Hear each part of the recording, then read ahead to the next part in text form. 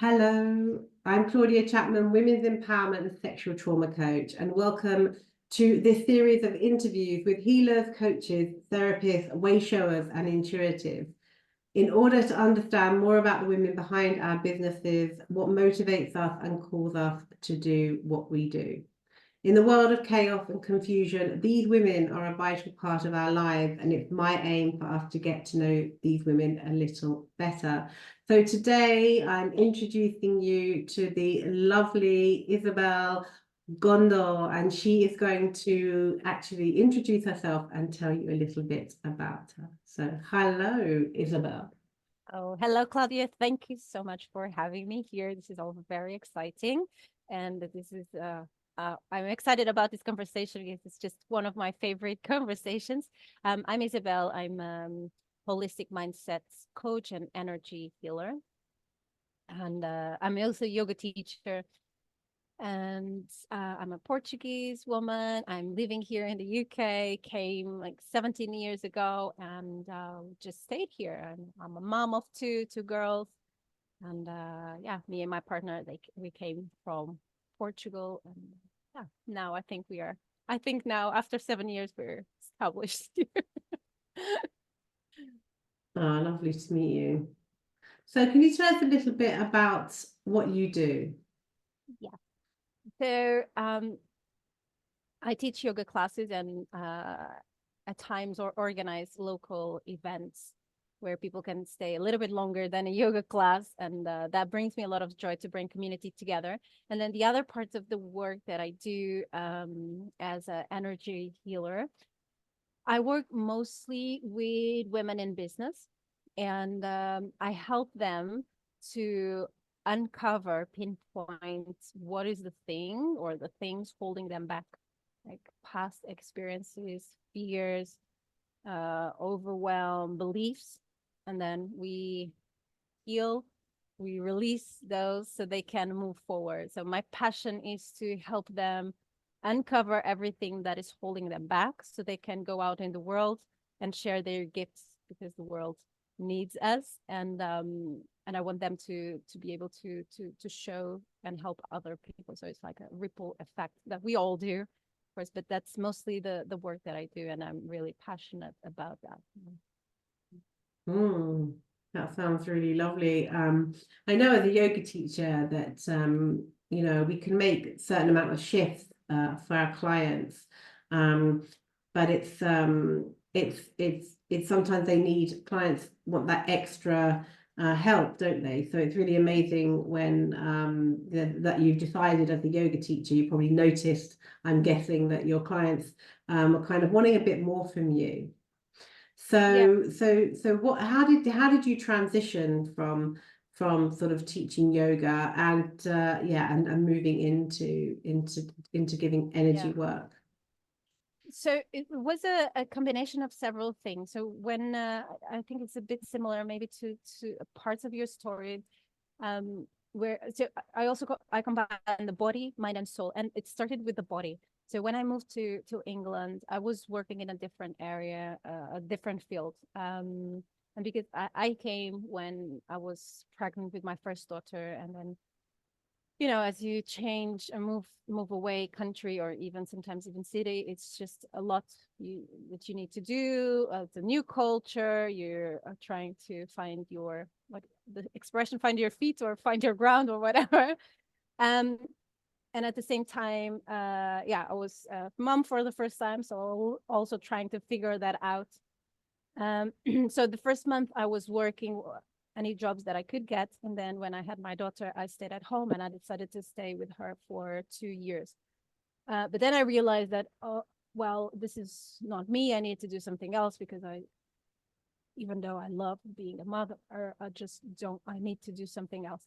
So I tried to work on my field. By the way, I was working with objects of art, restoring objects of art, but fitness and exercise was always very important, and I think it was for me to ground myself, and the exercise also helped me mentally. So I came back to because I was just struggling to be at home all the time, and then also it was a new country, I didn't know anyone, so I started to go out and exercise. And then at some point I decided, well, I really like this. even when I was in Portugal, I really liked sports and exercise. So then I saw there was some courses. So I did a course to become a fitness instructor, to work in a gym, and then personal trainer. So that's what I started. And I started to work with some people in the gym. And then later on, I started my own business as a dance fitness teacher. And because I was working with people on one-to-one, I realized that, you know, people come to a class saying they want to lose weight, or they want to change how their body feels.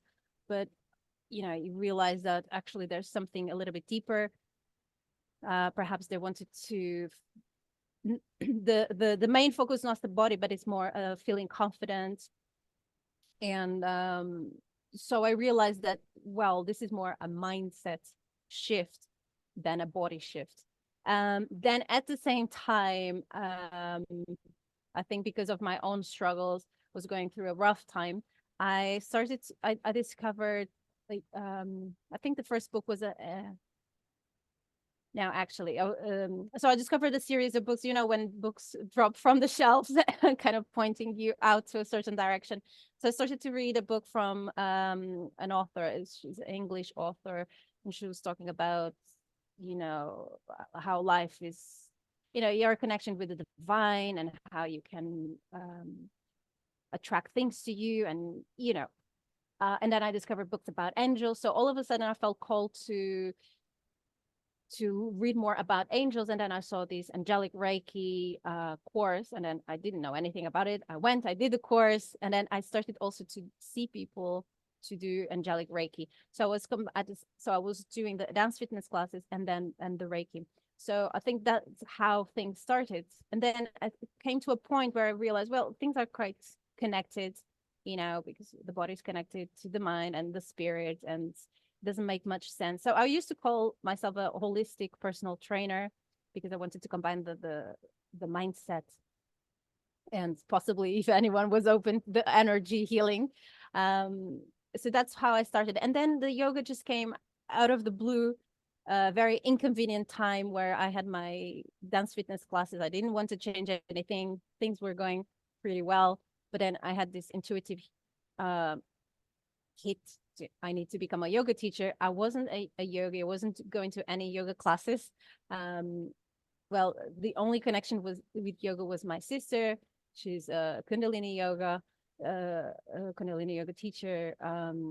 So yeah, so I finally did the training, and when I came back, I swapped everything and I just started teaching yoga. So that's how things came to the yoga, and then the energy healing. The energy healing just my interest for the mindset and the healing part just grew, especially also because our teacher during the yoga teacher training, he was also a healer.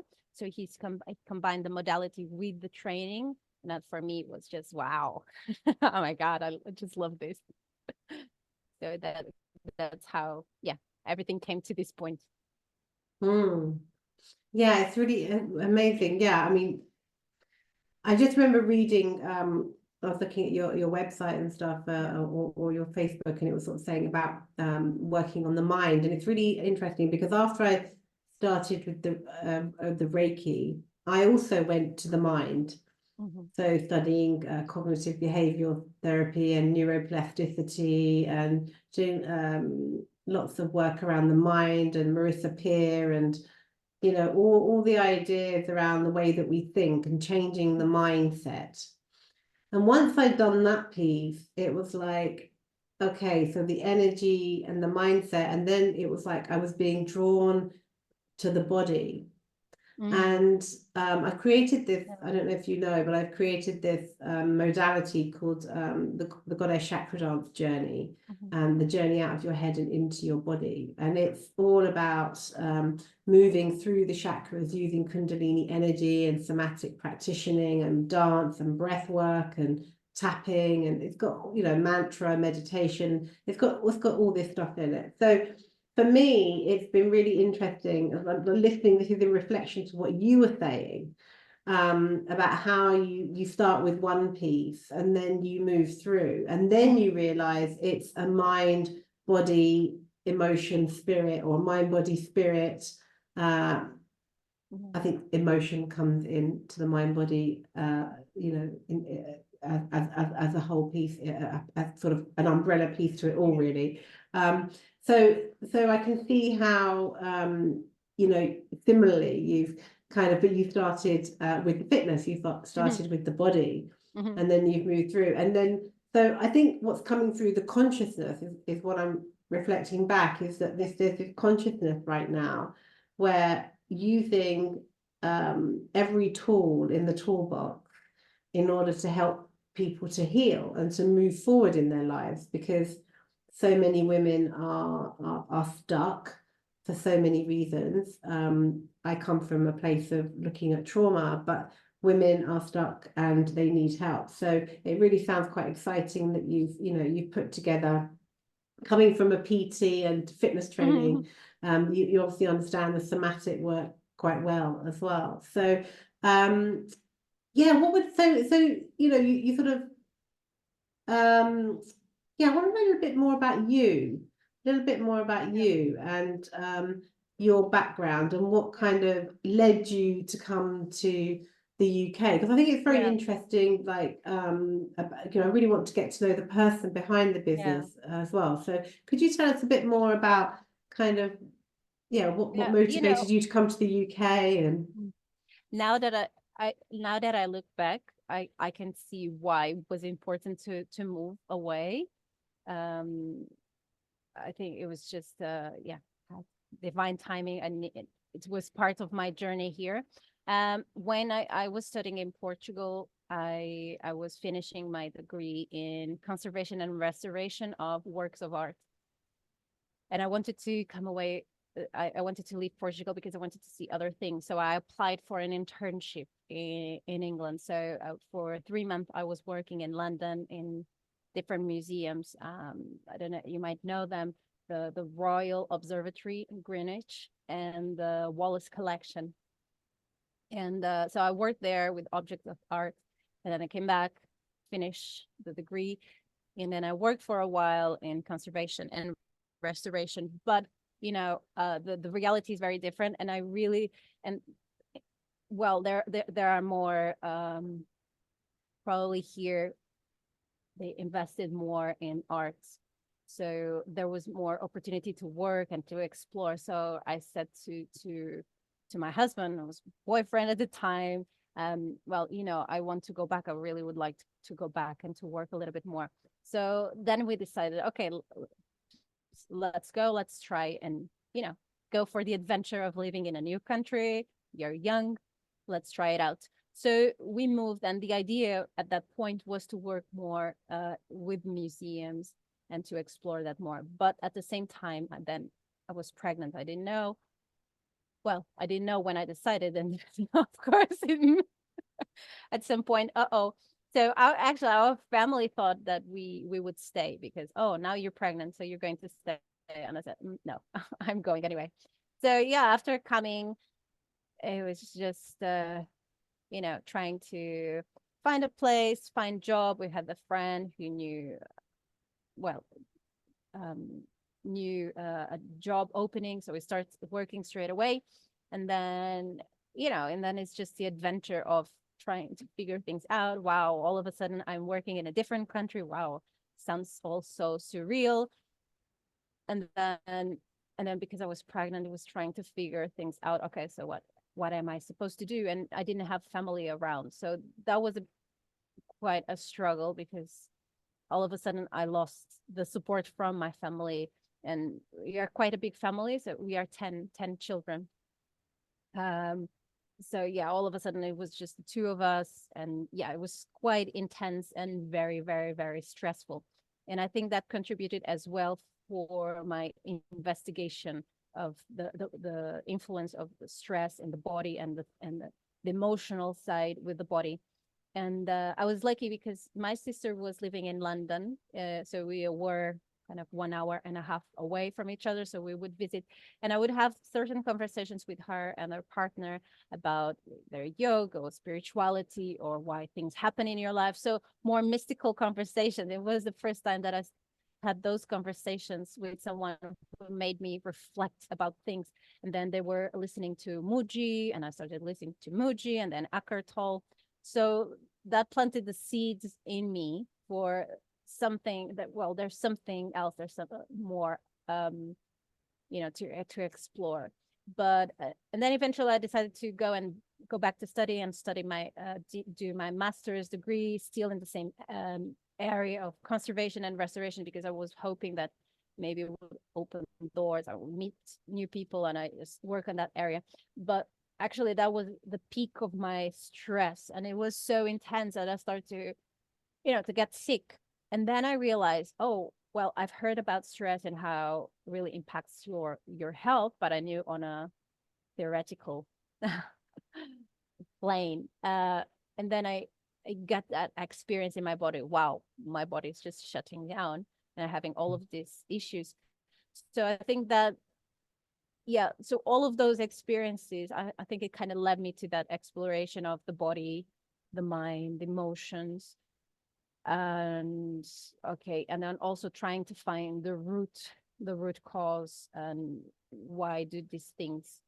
But I didn't explore that much. And then because I was starting my business, and I think when you start your own business, I think that's when there is a huge opportunity for you to dive deeper, because you are exposed to so many things. You have to kind of expose yourself, show yourself that you really have to deal with your fears if you want to keep going, and you have to show yourself in order to help others as well, especially as healers.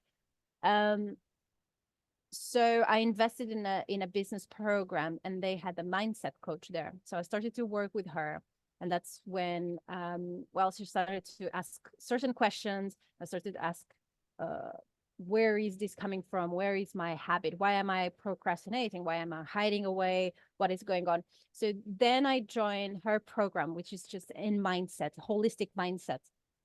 And I spent the whole year with her and others in this really beautiful exploration. And at the time I was doing that because I was so interested in the mindset and how things work and how I can improve myself, that I said, well, let's do this, because I really love the work. So it was more for that reason that I joined the holistic side. And then, well, it came with the certification. But that wasn't the point. I didn't want to become a coach to coach others. It was just because I needed to know, okay, I want to know how I can do things better, how I want to understand myself. So that and then at the same time the healing came at the same time. I was exploring energy healing. So I think that is the background, and I think it's so interesting because I can't imagine even my life if I was in Portugal. I'm just a completely different person, and for unfortunately or fortunately, all of that stress, and then and the intensity of living in a new country, and it's just the what do you call a pressure cooker. Cooker, yeah, pressure cooker. So let me ask you then, so why did you decide that to leave conservation and restoration of artifacts? And it sounds like you kind of wanted a bit of conservation and restoration of yourself. That's what it kind of feels like. It kind of feels like those are quite big words, but they're kind of like maybe that was your focus. I don't know, but it's a big leap to go from there to there. So what's your why to move away from that to healing? Well, and I think one of the things was just to work in this field, you kind of have, I have to build a lot of experience, and usually the work is you go in, there's a project, you do the project. Let's say that you're restoring the ceiling of a historical house.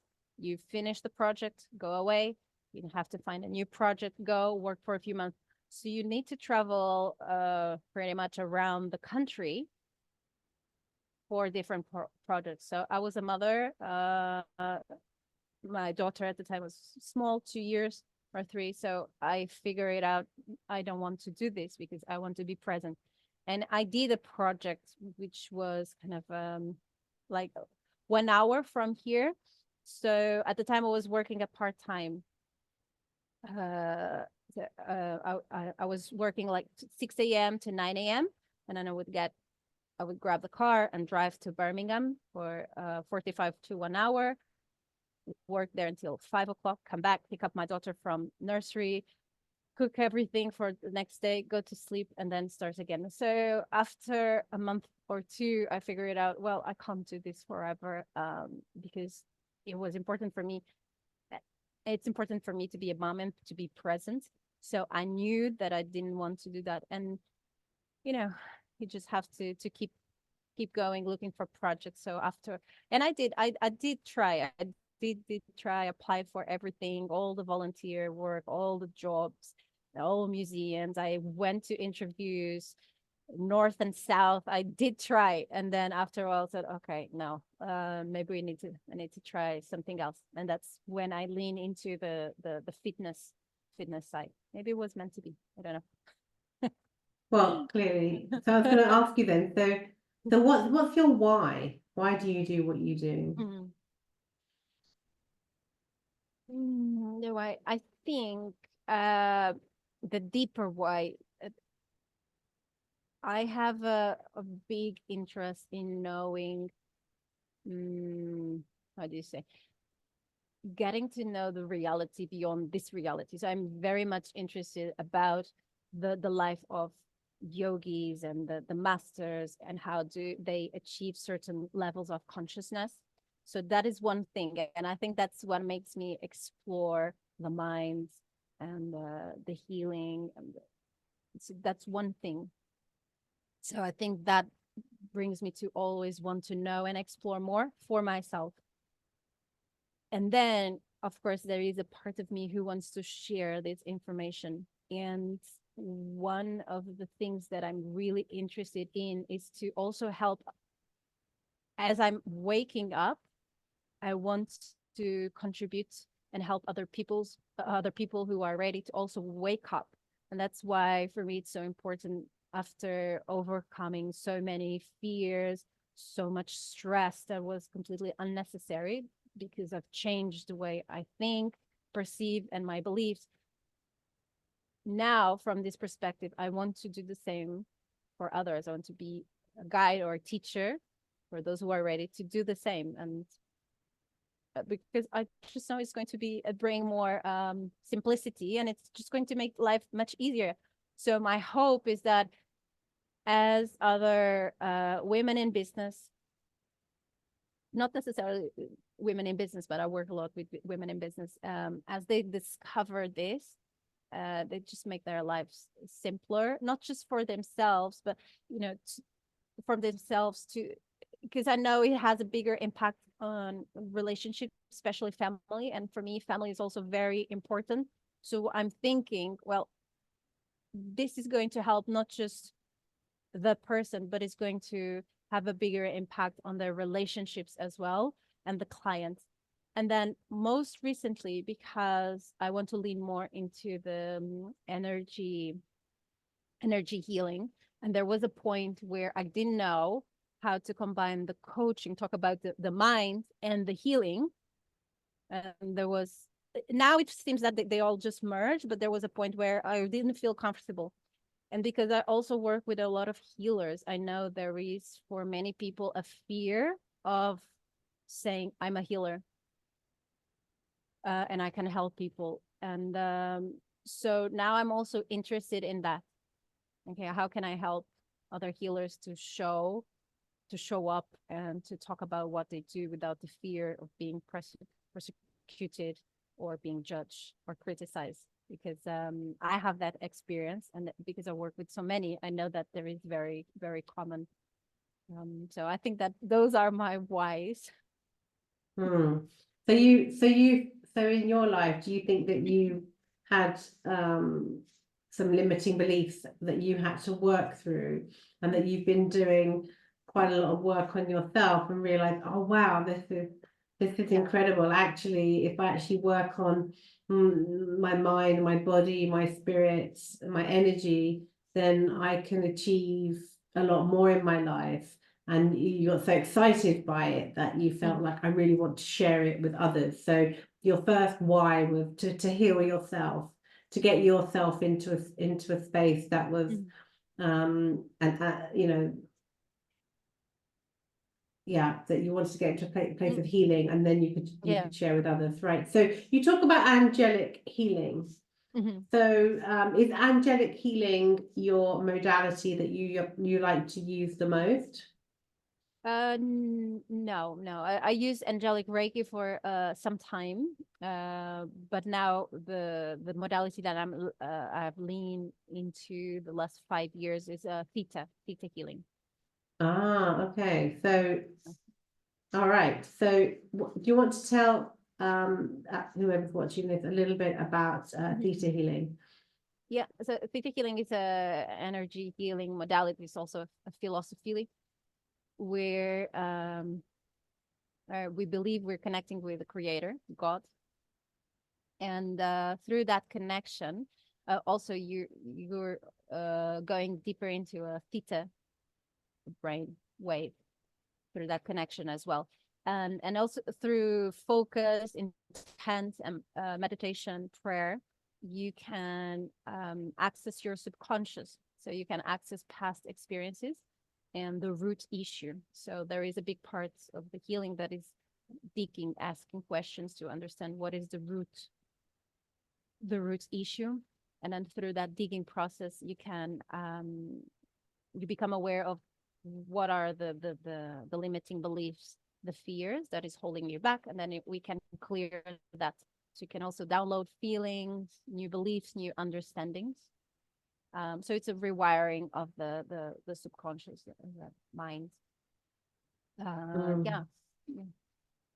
Yeah, I mean, I love that description of theta healing. And I was listening to something yesterday from Mind Valley, and she was talking about quantum jumping. I don't know if you've ever heard of quantum jumping, and it's based on the fact that, you know, we have our alpha sleep, and then we have our beta, and then we have theta or theta.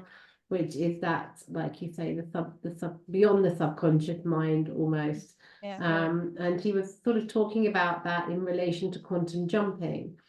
That the idea that we can actually live in different parallel universes, like sliding doors.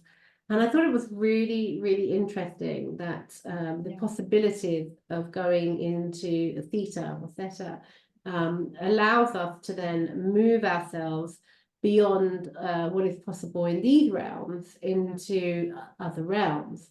And that we can, he was talking about this man, I can't remember his name, Bruce something, and he could Bruce Lipton. Not Bruce Lipton, No. Bruce Lipton. No, he's epigenetics. This other guy called Bruce, who created quantum jumping. And he was talking about how he became, after 80 years old, he became a really amazing pianist in one of these realms. And then in another realm, he became an amazing artist. And this was all over the age of 80 years old, because he could jump through theta, releasing himself into this theta state. He could then take himself into these other realms. And I thought it was really interesting that I should be talking to you today, because I was only watching it last night.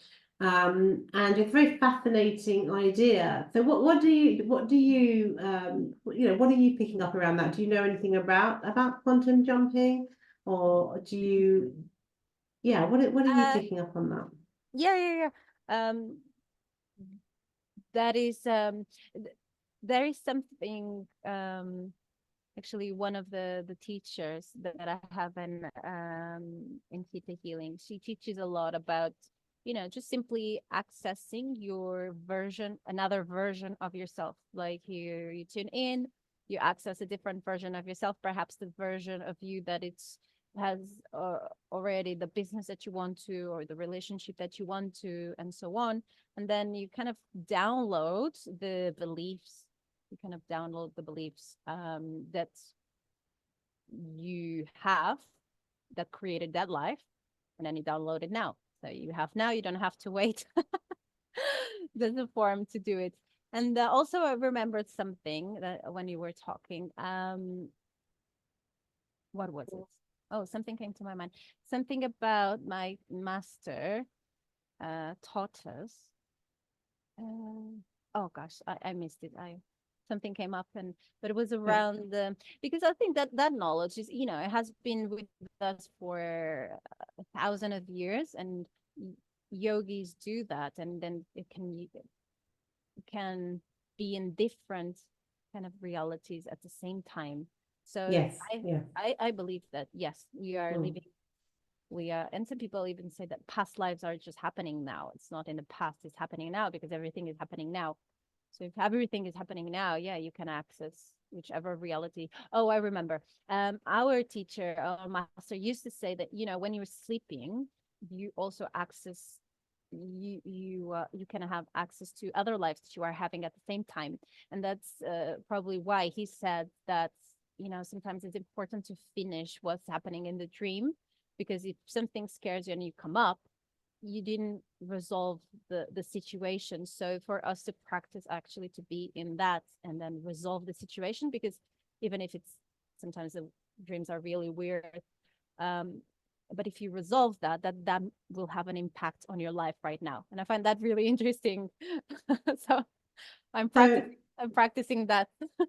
Okay, so what you're suggesting is when we wake up, if we should take ourselves, then we can't always take ourselves back into sleep, but we can take ourselves into a theta state. Is that what you're implying, that we take ourselves into a theta state when we wake up suddenly from a dream, to take us back into that, to finish Actually, it? My master in yoga, he explained us that it was important to finish the dream. So he suggested that when we wake up, we try to go back to sleep and try to finish whatever is happening in the dream, because it's important for the other realm that we are living in. Right. Okay. Okay. So yeah, so it's interesting how different modalities, you know, or the yogic philosophy also has this knowledge. It's just coming from different sources, but it's all more or less the same.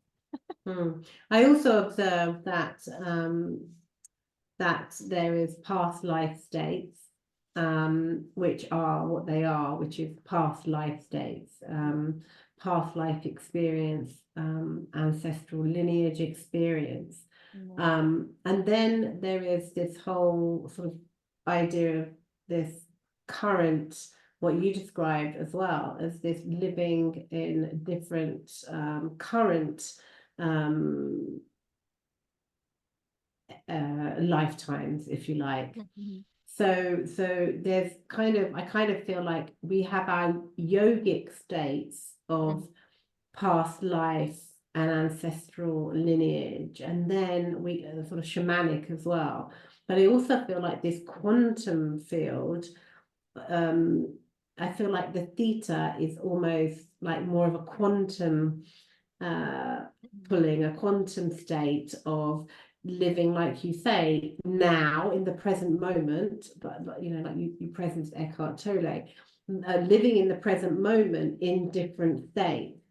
So I kind of feel like we've just moved in, as you know, we've just had the eclipse, and we've just moved into this new earth, this time of awakening, which is really like to be talking today, just a few hours after this massive solar eclipse, about theta and other quantum states, is a really good time, I feel, to be presencing it, right? I feel like we're on the right track, you know. Let's keep these conversations going, because it's really made it clear that we are now able to, I believe, create the life we want in this I am state. Mm-hmm. So the I am state is what's in the consciousness, which is the present moment state, which is that the one thing I got from all Exart's writings and books and podcasts, as long as you literally know how to be in the present moment, this moment is the only moment I have. I mean, it kind of like answers everything, right? You really get into that state. And I kind of feel like the combination of the Eckhart Tolle's idea of being in the now and taking this idea of being in the quantum field with theta, if we can really be, right now I'm sitting here talking to you, but I could be in another place, in another, like your doppelganger, as they call it, or doppelganger or ganger, I can't remember, where you can be somewhere else, sliding door, I can be somewhere else right now. That's such an amazing idea, isn't it? It's such an amazing idea that I could be co-creating my life in this life by living in another life. So yeah, what do you think about that? What do you think about that concept? I think that Did any of that make any sense? Or was that yeah, I think that there's so little that we know. That's a little bit so much more to explore, and for me it's just just incredible. And that I think that's one of my big whys. It's just I want to know, I want to explore more. And I've heard so many stories, so many interesting things. Actually, there's a class, because in theta healing have different classes and more advanced. And in some classes you teach you how to move objects and to be in two places at the same time. I haven't done those yet. But and it's a normal for so many people that we don't know, because if we're not experienced that, we just this is our reality. But when you start to tap into different realities, you start to see, oh, actually there's more people doing this. So that is just a normal for so many people, being in different places at the same time, having superpowers. Yeah, I'm just so curious. That's really interesting you should say that, because that's just brought in for me the idea of the yogic realms and the quantum realms, because this whole idea is actually part of the yogic philosophy. And somebody was talking to me about this yesterday, and I went to get my books out, and I was trying to remember what it's called.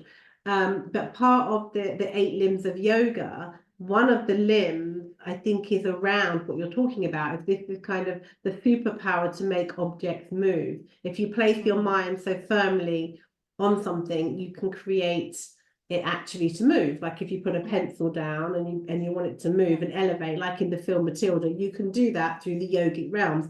So actually, you've just kind of made it very clear to me that the yogic realms, quantum realms, they do merge. And wouldn't it be amazing if we can tap into making things shift in that way? I mean, I'm not really into moving pencils. I think what I really would like to move the dial on I don't know, if we could move the dial on sort of peace in the world, if we could move the dial on human beings not killing other human beings, I think that would be a really useful thing to focus our attention on. So we've actually talked for quite a while, which is quite interesting. So let me just ask you slightly different to your why is your purpose. Now I know it sounds the same. So what's your purpose? That's a biggie. I think probably there are a few purposes. I never know how to answer that. Just see what comes up. It just, you'll be quite surprised what comes through.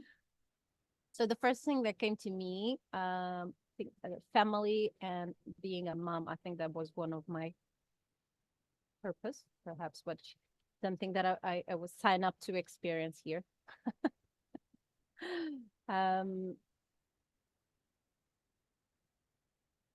Yeah, I think that seems to be a big thing, a big theme for me.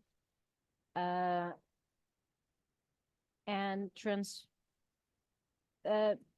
relationships. So first my relationship with myself, okay, mastering that, continue to learn and develop that. And I think also the relationship between family, which is also connected with breaking ancestral and generational patterns. I think that is a big theme in my life, in this lifetime right now, breaking those patterns. And it's something that I've been working on and healing for a long time. So I feel that this is going to have a big impact for the next generations. So yeah, it's interesting.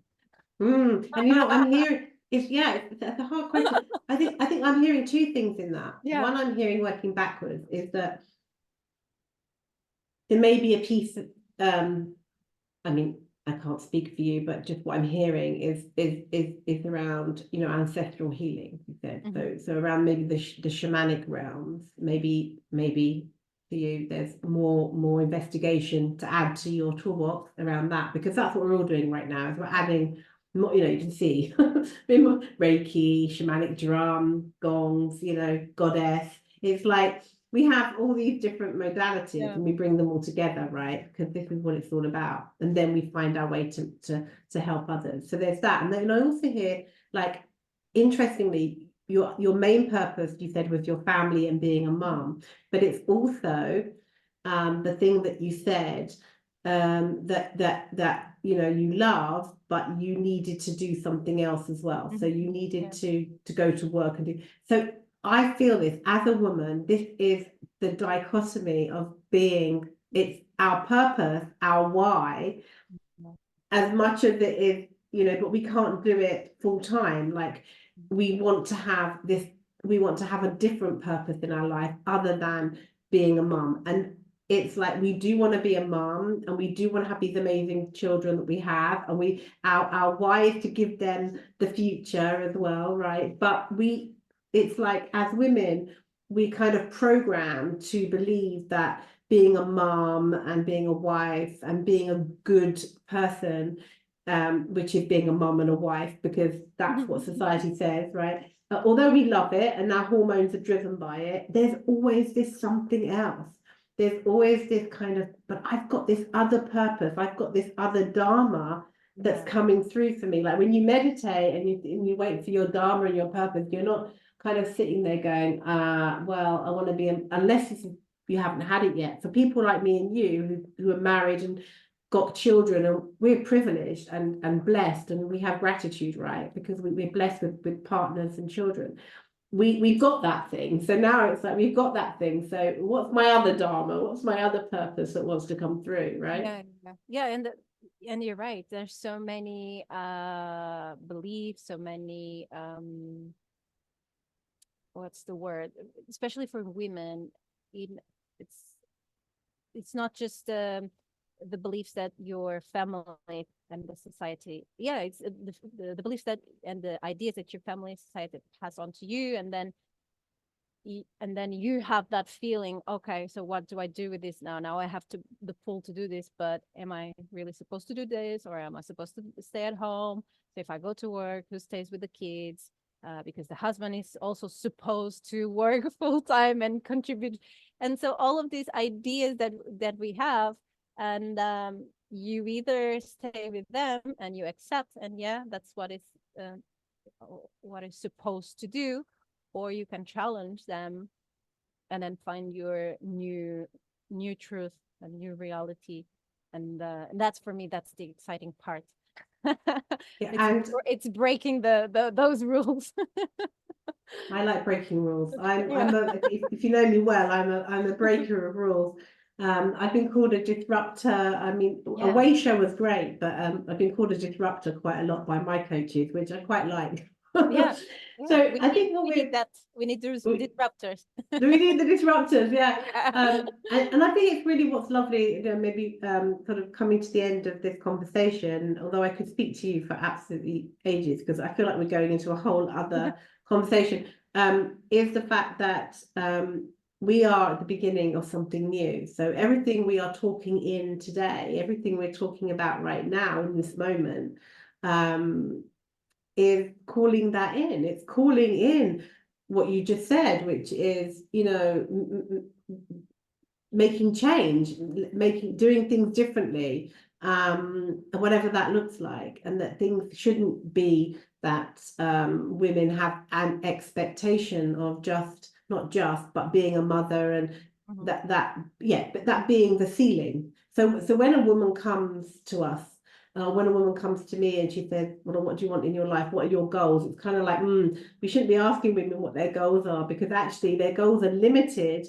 by what the society says that their beliefs are. You know, we are breaking glass ceilings now, and this new awakening is about breaking those glass ceilings. So, you know, let's think, if we're thinking about other realms and talking about theta and talking about quantum jumping and talking about what's possible for women, let us maybe put into that right now energetically into the universe that we are calling in, or I would like to say, let's call in this breaking the glass ceilings of what is possible for the feminine, and for all of our, you know, our children, our masculine children as well, but bringing in a new paradigm. When we break the paradigm for the feminine, we break the paradigm for the masculine as well, because the feminine leads. And obviously I'm a big fan of the goddess. I'm a big fan of the divine feminine.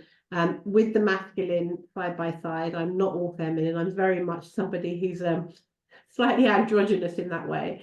So it's just calling in the feminine, though, to lead, and it is the feminine side of us that's going to lead us into this new awakening.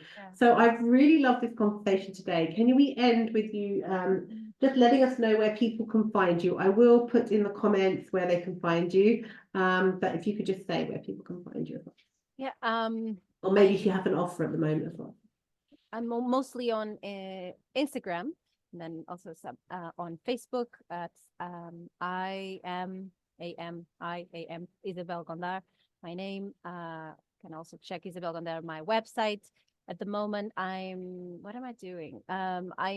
There's a challenge coming up, a 3-day challenge for soulpreneurs, soul leaders, spiritualpreneurs, to ignite your power, to reconnect with that desire, and to help you release beliefs, fears that are holding you back. Yeah, that's mostly it.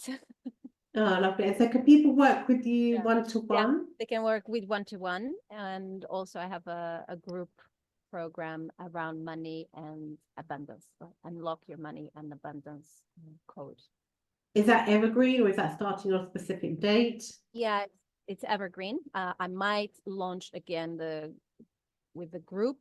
So yeah, for now you can just access it. Amazing, on your website. It's been absolutely beautiful talking to you. Thank you. It was a wonderful conversation. It's been enlightening. Thank you so much. Thank you. Thank you so much, Thank you, Isabel. Claudia. Sat Nam.